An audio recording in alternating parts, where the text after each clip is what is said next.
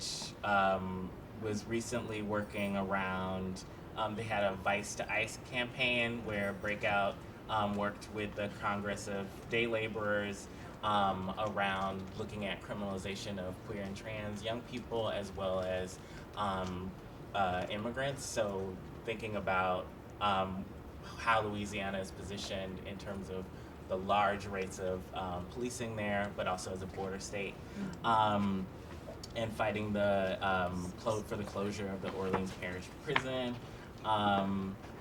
And yeah, there are just so many great organizations doing great work.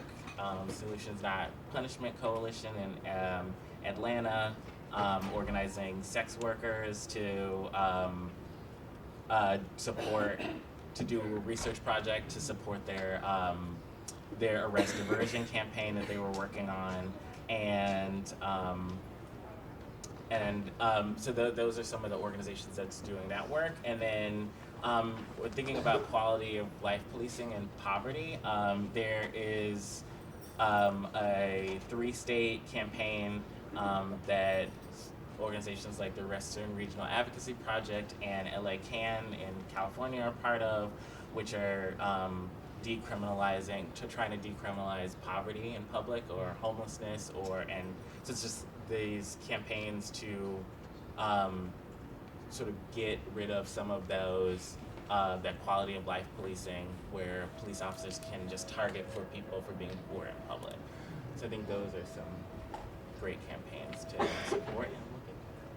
Fantastic. So thank you so much for pointing us in that direction. There's a workshop this afternoon with some of the very organizations that we've been talking about at 3:30 called Organizing Towards Decriminalization at the Intersections of Race, Gender, and Sexuality. I know this afternoon is a hard choice because I want to go to at least 5 of the workshops, and I'm moderating that one. So, but I think that there's just so many more options. Also, I'm sorry that I didn't have sort of all those websites pulled up and ready to go for folks. I'm going to tweet them out on the Beyond the Bars hashtag after this session so that you can follow most of what folks are talking about. So we just have 10 more minutes before we take a break from this very warm room to prepare for the next panel. But I also wanted to lift up the things I mentioned earlier that people are fighting to stop this racial profiling and doing it through a lens that looks at all the ways and places Black women, girls, transgender, and non-conforming people are racially profiled. People are also bailing folks out. So again, go to nationalbailout.org. People are trying to bail out every single person in the women's facilities in New York City, is one example, right? Like every time someone goes in, like Jasmine Headley, y'all heard about her, right? She was at a social welfare office trying to get a child care voucher and was violently arrested and sat on Rikers for 4 days while they tried to take her kid from her, right? And charged her with disorderly conduct. So that was all the offenses that we saw, right? Public order, child welfare, and then she also they hit her with resisting arrest when they were on top of her, right? So those is another kind of offense, right, that drives incarceration. So folks worked to bail her out so she could fight her case and win and finally get an apology from city council last week, right? So when we fight, we win. Right, so the other thing that folks are doing is these individual defense campaigns. I just want to lift one up because I think it's instructive in this political moment.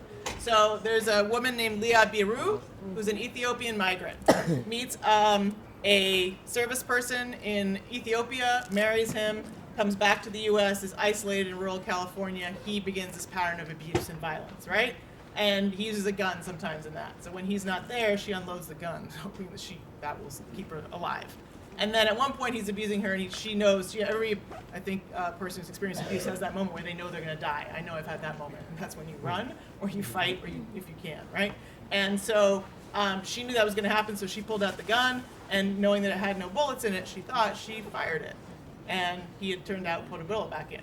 He's alive. She went on trial. In California, they fought for a law to say you have to consider that someone's been a survivor of violence when you're sentencing them. The judge looked at her in the ways that Kimberly and all of us have been talking about, looked at her and said, you don't look like a survivor of violence to me. You're a migrant, you're a Black woman, and you defended yourself. And you didn't leave when I thought you should have left. Right? So she was sentenced to 6 years. She appealed. Someone who's running for president said, you don't look like a survivor of violence to me either. And I'm going to fight your appeal. So she did 6 years. And then as soon as she stepped out of the jail, she went into immigration detention. her only chance of getting out now is clemency. So if you do nothing else, again, from all that you've heard, go to freeliah.org, and I'll tweet this out, and demand clemency for her. Because she's at the intersection of all the criminalizing stuff that we've been talking about right now, and she's going to be deported and experience more violence as a result. So I'm here to, I appreciate Wiz doing it too, but to lift up the work also of Survived and Punished. And I'm going to close out with a lightning round where we can all say, for 1 minute or two, you've given many marching orders, but if you have any final ones that you haven't given, and to think about, we're all doing this as, on this panel, Black women and trans and gender nonconforming folks, right? Myself included. And, but what does doing this through a feminist lens bring us? What does it add to say we're not just doing this as women, trans, and gender nonconforming people, we're doing this as feminists. And we're doing this as anti-carceral feminists. What does that bring to this organizing? And I would offer, before setting it down the lines, that we really have to think deeply in our hearts about some of the things we heard about last night. How are we personally contributing to this in the ways that we think of responding to harm in our own life? And how can we transform and resist this system in the ways that Erin was talking about, by refusing to comply, refusing to facilitate, but also by resisting the criminalizing that we might be next to engaged in or participating in the advocacy that we're doing, or in the work that we're doing. That's what a feminist lens requires us to do, to look at a perspective that looks at all forms of criminalization, all the ways that people are in cages in the way that Beth talked about last night, and all the ways that we participate in that, or that we weren't there to stop it, and all the ways that we need to be in the fight to stop it, from our personal interactions to the advocacy that we do. So I wanted to offer that and send it down the line. Woods, what does feminist organizing bring to this work, or last marching orders you have? I think that feminist organizing, I think we could look at the sort of the matrix of violence that Beth Ritchie talks about. And so the matrix of violence has an x-axis of physical, sexual, and social disenfranchisement, and a y-axis of intimate, community, and social spheres, so the sites and the different kinds of violence, and the ways in which these interlocking oppressions at multiple sites, Black women and trans people get criminalized. And so as part of experiencing that violence. And so I think that we've talked a lot about abolition up here, and so I think it demands that we move away from carceral feminism completely. There's just no way that is going to keep people safe.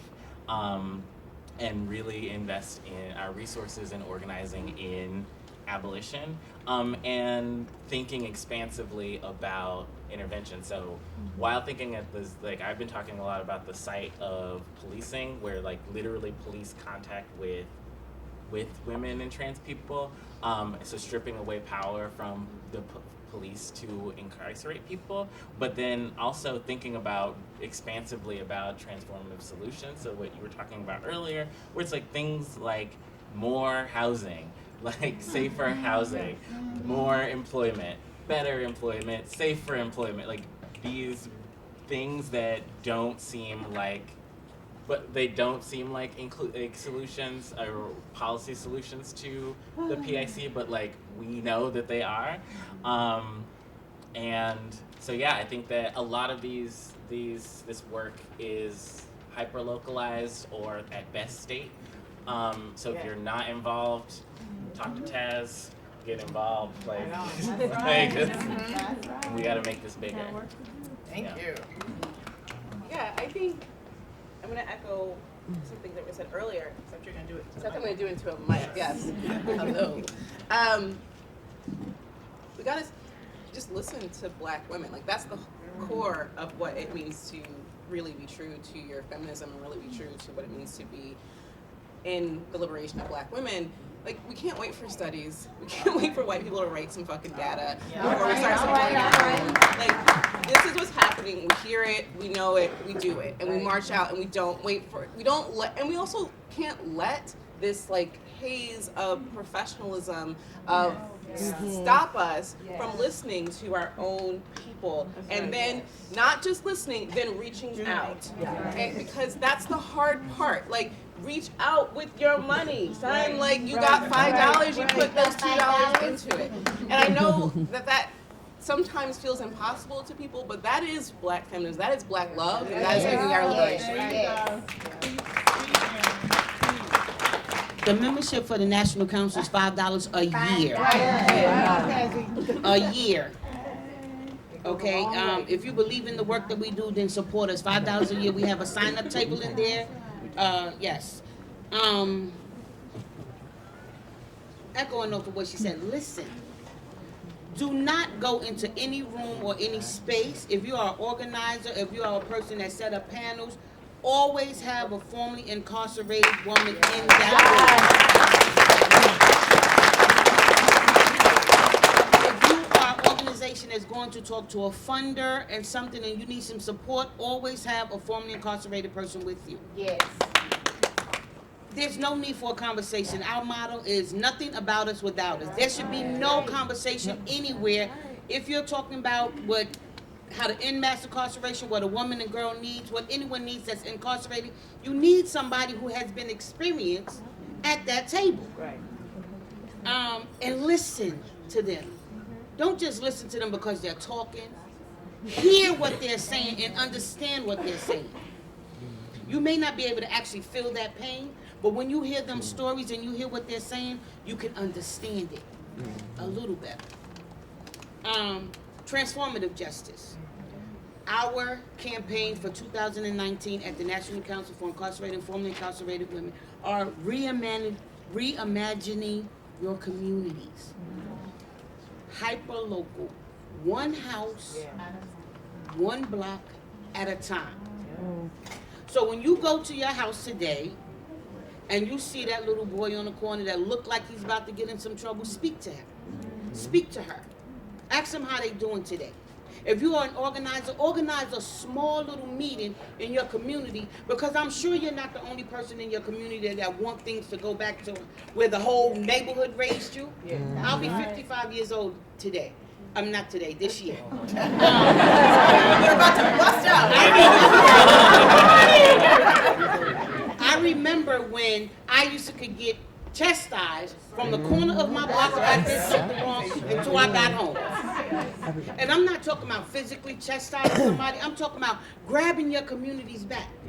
If we start with our communities, if everybody in here who lives in a different neighborhood and area start with your communities, we can expand reimagining what justice should look like. And stop calling the goddamn police. And as she said, I'm a mandated reporter. I used to work in a shelter. And when I used to see things that, according to the system, I used to pull them women to the side and talk to them. You have to start in your own neighborhood in order to make a change. Thank you. And again, it's $5 a year to become a member of the National Council. I just want to say that women, when we're arrested, we are treated just the same as men or even harsher. Yes. Upon release, we're treated worse. We have to support our women. Getting out, being in, you have to be the community that they need. The resources for men felons are vast. The resources for women felons coming home, and some of them may be mothers needing to come home and reunite with their kids, they don't have it. So basically, they might be 6 months away from getting their rights terminated for life. Right. We should be the gap that they need to get their kids back, to be united, to be a mom. Because I can tell you, 29 years, I have a daughter that's 30. I was blessed with another baby, but I had her in prison. I was pregnant when I got arrested. And all I ever wanted to do is get home to my baby. Mothers, we get caught up, but that don't stop our love for our kids. That doesn't stop the fact that we need the support when we get home.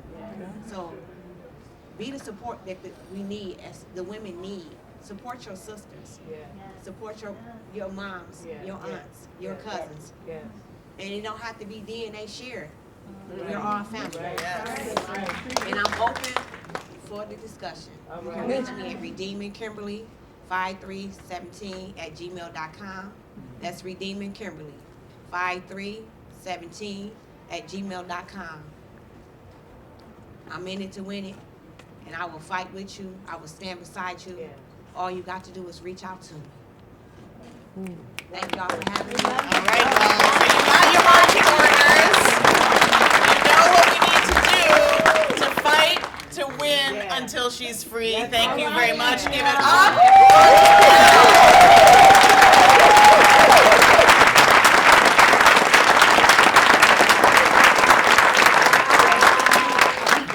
Before we close out, if you guys would touch the person next to you and follow me, we're gonna do a little love before we get out of here.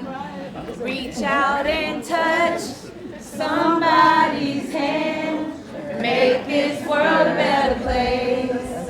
If you can, reach out and touch. Say it like you mean it. Somebody's hand. Make this world a better place. If you can, come on now. Reach out and touch. Because there are change agents in this room. When we walk out of here today, the world is not going to be the same. We've come together to make a difference in our world, and we are here to fight to free her. And each one of us has the power to make this happen.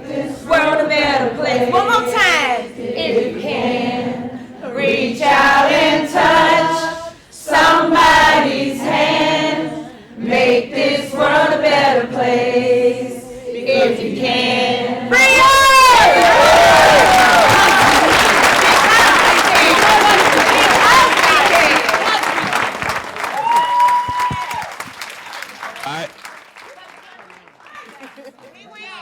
So really quickly, I don't know if you guys can hear me.